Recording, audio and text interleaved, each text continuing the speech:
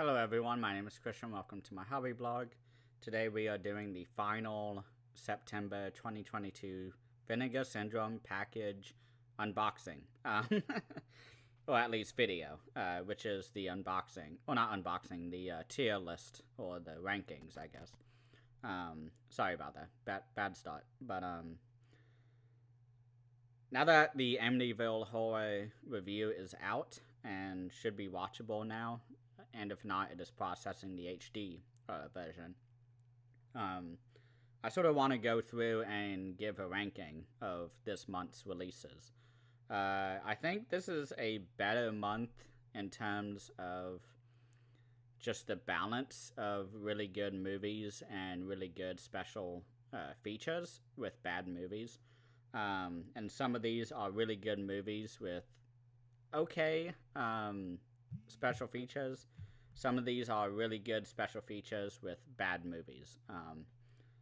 So without further ado, let's just go down the ranking. I'm going to start with my worst one, or my least favorite, I guess should be more apt, and going to my favorite release.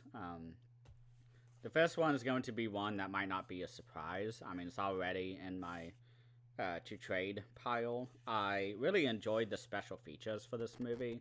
I thought the movie itself was just okay. And if you want to know more about my feelings and specifics of my feelings, go watch the review of this. My least favorite release for this month is going to be Mutant Hunt. Again, I really enjoyed the special features for this. It was a lot of fun to listen to the special effects guy, to listen to the various actors who were involved in this movie. But the movie itself was just so dry. I did not care about any of the characters. I thought there was a lot of lame action throughout, but I think I just rated it a 2.5 on Letterboxd, so that's basically what the average score is out of 5, is 2.5, right in the middle. It's just average to me. A lot of Terminator 2, even Terminator 1 sort of copies, and they talk about that in the special features. There was a lot of goopy effects, which you can, of course, see on the front. The guy is just melting. But, yeah, this movie just wasn't for me. I did not care for it. The characters sucked. But I really enjoyed the special features for this. It was actually very informative. But I'm going to go on to my number 3 out of 4. This is one that I moderately enjoyed the movie. The special features were really good too. But I think it just could have been a little better in terms of the movie. But in terms of the release, this is probably up there. But the next one I will talk about is just a really fucking good movie. So it wins out on the number 2 spot. But it's a competent slasher. Also really spooky ghost supernatural stuff going on. Great cast. You have Vincent Price in his final role in this movie. You have Donald Pleasance, who is amazing in this. I'm trying to remember. I think it is. What's his name? Whatever I just said. Vincent Price in his final role, and that is very sad to watch. He should not have been there. And this is a very low amount of special features too, which is why it's number 3. There's only 2 interviews. One which is Ginger Allen, who is amazing in this movie, and who gives a very great interview for this release. And then there's another release or another interview on this release, which is just okay. But the movie is pretty good. I actually kind of enjoyed it, but it's not anywhere near the top. But I think it's worth the watch. So this is Buried Alive, number 3 for my ranking. Next is a movie that I thought was awesome. I gave it a 5 stars on Letterboxd. I've been a little more free lately in giving movies 5 stars. I no longer have 5 stars as perfect movies, but more movies that were exactly what I love, or that gelled with me so well that it couldn't be better. And this is one of them. But the special features is so lacking on this release, and that's because 88 Films is doing a release of this. And what am I talking about? The amazing movie with lackluster special features. The Iceman Kampf. Again, awesome movie. Yuen Bu, Maggie Chung, Yuen Wai, playing a very amazing villain. I loved Yuen Wai in this film. Yuen Bu is probably at his best in this movie. I love Righting Wrongs, of course, but that movie is more of a Cynthia Rothrock, Korean vehicle a little bit. Yuen Bu is great in it, but I never really cared for Yuen Bu in that movie. In this movie, though, he is awesome. I really enjoyed him in this one. Maggie Chung is great in this. Really great fish out of water jokes throughout the entire movie. But again, my issue is the special features. I wish it could have been better.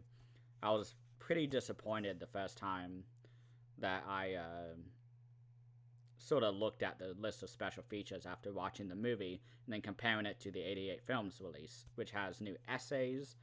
This didn't even have an essay on it. It had a poster, which I don't mind.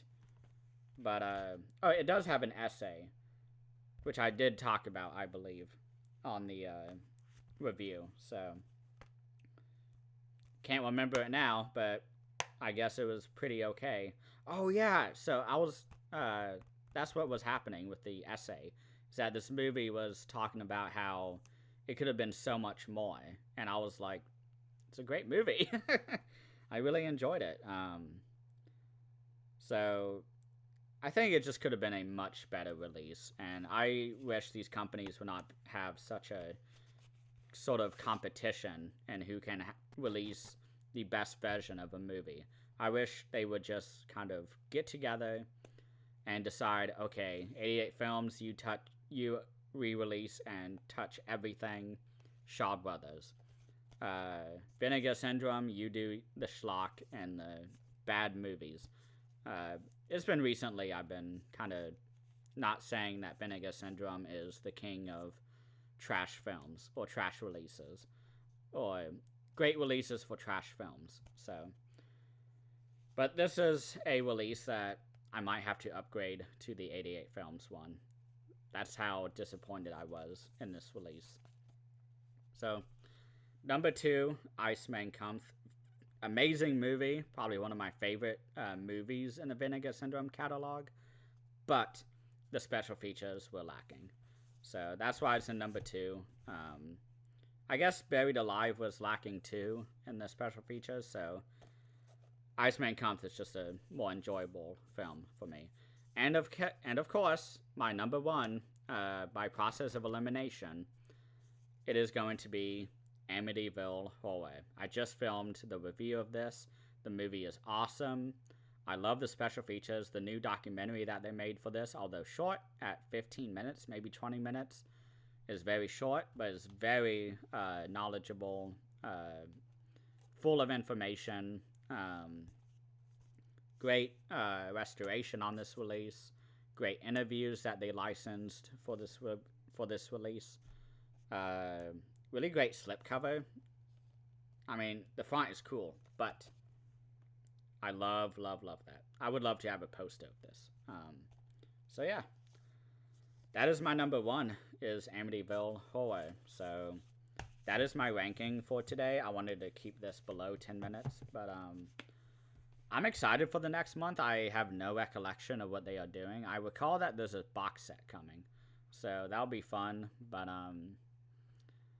I'm ready for Spooktober to be done. I was talking about this recently, but I'm getting kind of, I'm running out of movies to watch in terms of, like, the great October-focused movies. I saw Exorcist 3. I saw Burning, which is more of a summer slasher.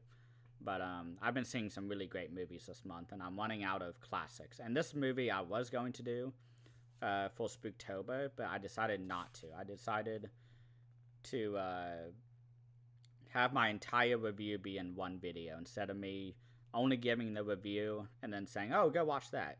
And then, hear my reviews on the special features. I didn't want to do that. So that was it for today. Thank you all so much for watching, and please have a great rest of the weekend.